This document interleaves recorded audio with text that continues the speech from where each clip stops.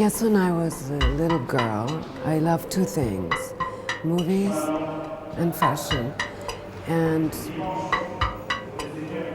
I couldn't draw that well. So I thought, and I still can't. And so I thought I couldn't really become a designer because I dreamed of being a designer. And then I studied film. And then I decided at that time that film you have to work with a team, and I wasn't really, maybe my ego was big at that time, and I remember in film class everybody wanted to be a director. Nobody wanted to do anything but direct. Anyway, so I went from like film to still photography, like reportage photography, and then I moved, I grew up outside Philadelphia. I moved to New York. I was living with a boyfriend, and he was a photographer. And it got to a certain point where I didn't want to pick up my camera. I'd pick up my camera, I'd feel sick to my stomach. We went out to dinner one night, and I said, I don't want to do this anymore, but I don't know what I want to do. And it was like the first time I was really, had no idea what I wanted to do. And he just looked at me and goes, well, why don't you do something obvious? And I was like what? And he said, like design. And then I thought, okay, I had this thing in my head because I don't draw well. But like a light bulb went off, and I went to Parsons and FIT for 9 months. And I decided if I stayed there any longer, I would lose all interest in design because it was very regimented, very like 7th Avenue oriented. And I quit, and I decided that I would just put together a collection, and when I was ready, I'd show it. And I had no sense of like 6 months in advance or how you price things or anything. I just put together a collection. I had a girlfriend that worked for the airlines, and I would send her to, she'd go to Italy, and I'd send her out to get fabrics for me. She'd bring them back in her suitcase, and she was perfect size, like you. And so I put her in a sample, send her to the stores, and because I priced things totally wrong, they sold immediately. Because I don't know what I was doing. I was like giving it away practically. And that's how I got started in fashion. I kind of grew up in fashion because I showed my first collection for spring in March. Nobody does that.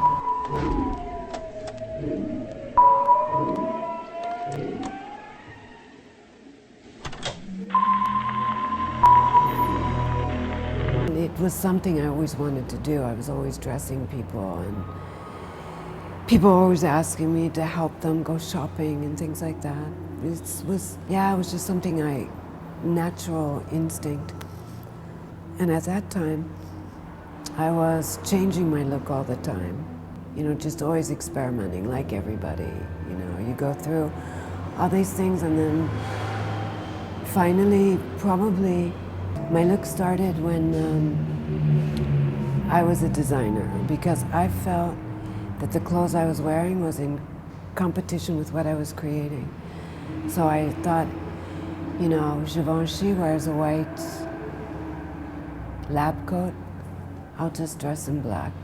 Because I felt if I was in black, then I could create like freely.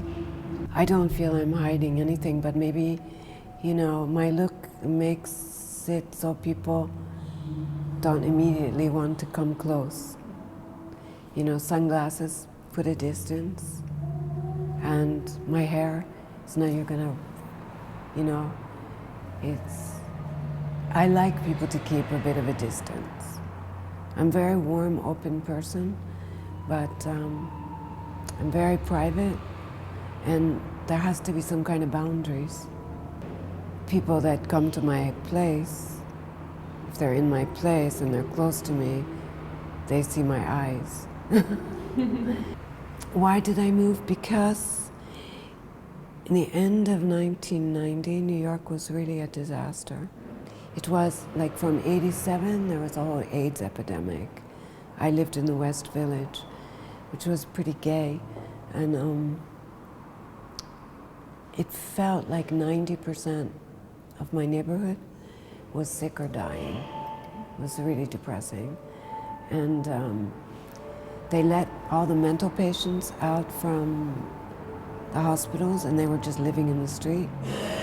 And there was a lot of crack and drugs and crime, and the police were afraid of these criminals.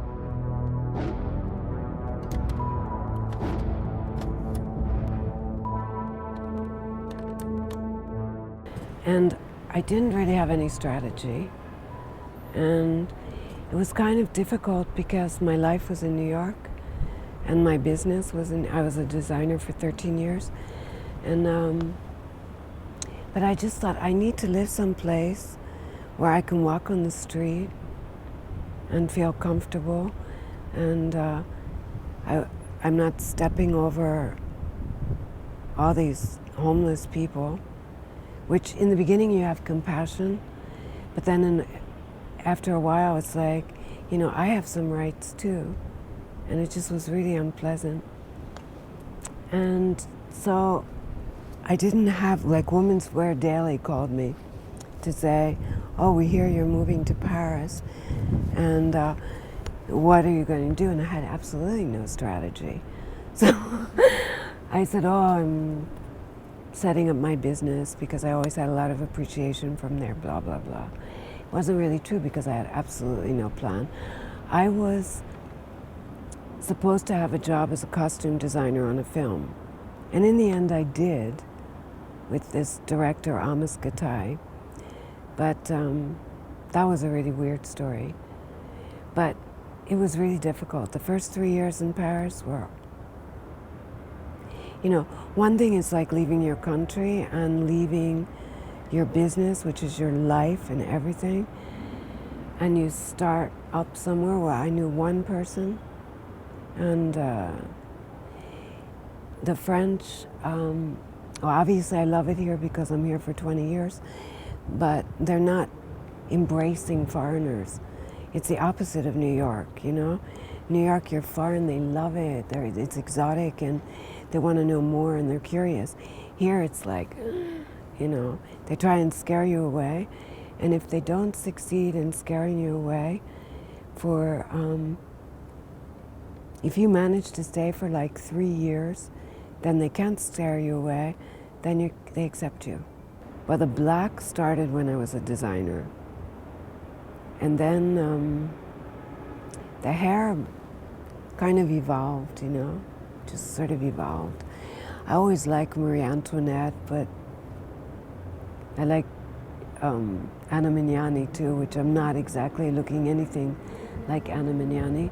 But there was something, you have all these mixed kind of images and from films like Pasolini, and there are all kinds of references but nothing specific. And it just developed over the years. And I think when you find your look, because like I said, as a teenager, and yeah, mostly teenager, I was changing my look all the time.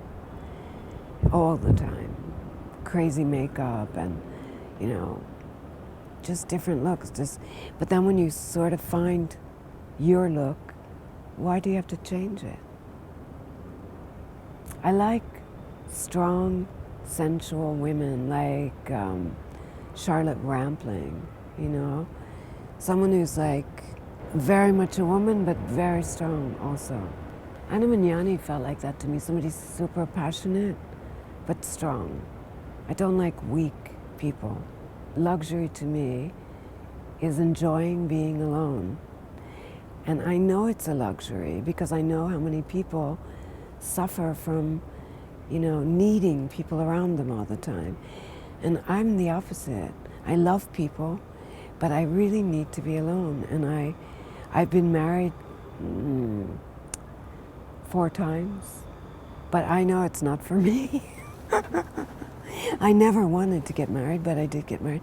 But I'm not, even though my sign is Libra, balance, which is supposed to be about partnerships and couple. I'm such a loner. So no, I don't suffer from loneliness. I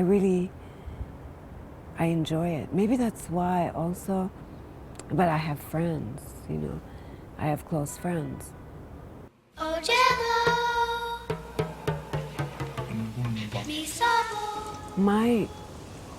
The love of my life was my first husband, who I loved with abandon.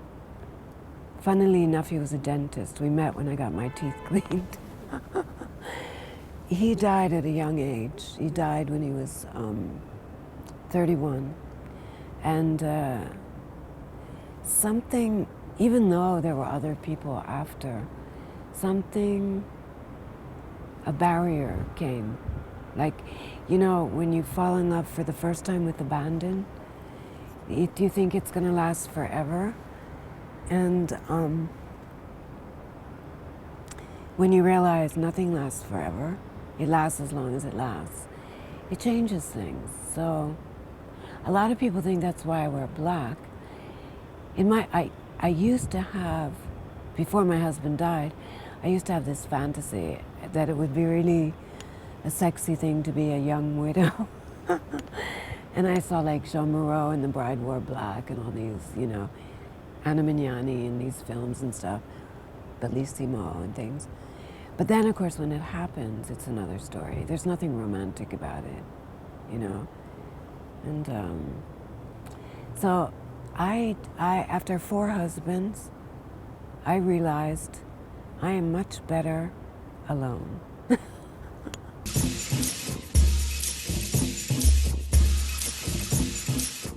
Creativity is an instinct, I think. Right now is probably one of the most difficult times because, you know, probably for the past 2 decades, what's taking over creativity is corporations. It's like big brands everywhere, and it makes it really difficult. You have luxury on one side, and you have fast fashion on the other. The secret, Rick Owens is a perfect example, because he knows how to balance creativity and also be commercial. And that's not easy, but that's what you have to do.